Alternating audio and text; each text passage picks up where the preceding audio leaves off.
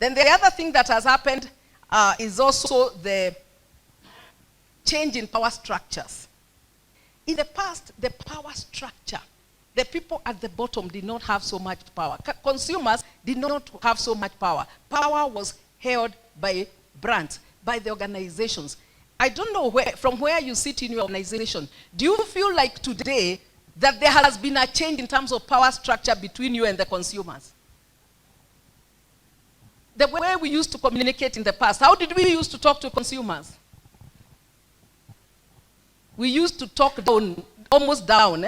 We used to tell them what to do and how to do it and why they should do it. And we knew everything, the marketers.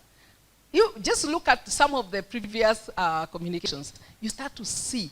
But today, you notice the change in the communication because of the understanding of that change in the power structures.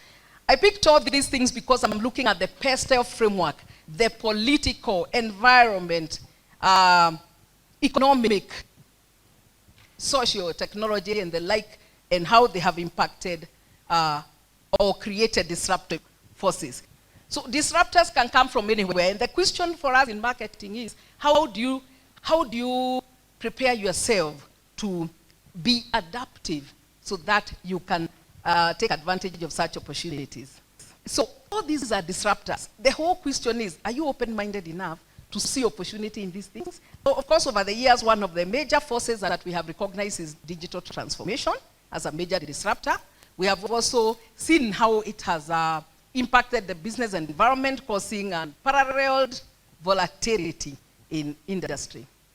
When I talk about power structures and between consumers and organizations and brands, what I'm talking about is this thing where you find that consumers have developed power by being able to own and share information among themselves and being able to talk about brands in their own language, the way they want, and to share it out there, and being able then to influence each other, making the brand communication not as neat as it used to be. Because in the past, in branding, once you decided what you wanted to communicate, that's what people knew about your brand.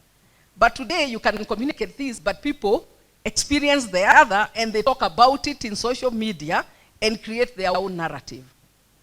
And that connectivity has created a different power structure. So consumers now have more power than they used to have over brands. And this is what is being reflected in changing consumer behavior, in the way consumers are communicating, in the way they are accepting brand communication, in the way they are challenging what you are saying about your brand. So connectivity is what has actually redefined this influence. I don't know if you, now that you seem not to read much, there's this book called Marketing 3.0. Who has read Marketing 3.0? At least Marketing 2.0, Marketing 3.0.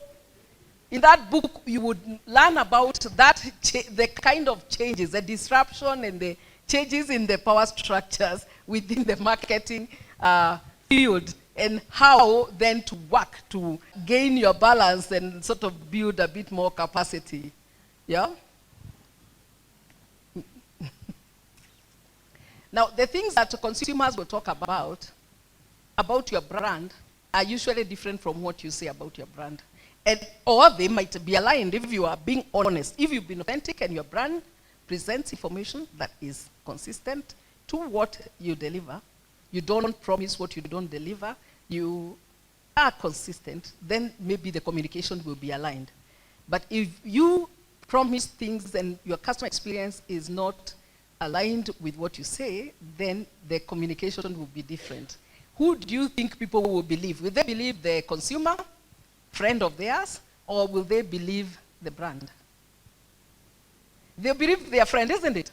And that is where the power question comes. That's the power we are talking about.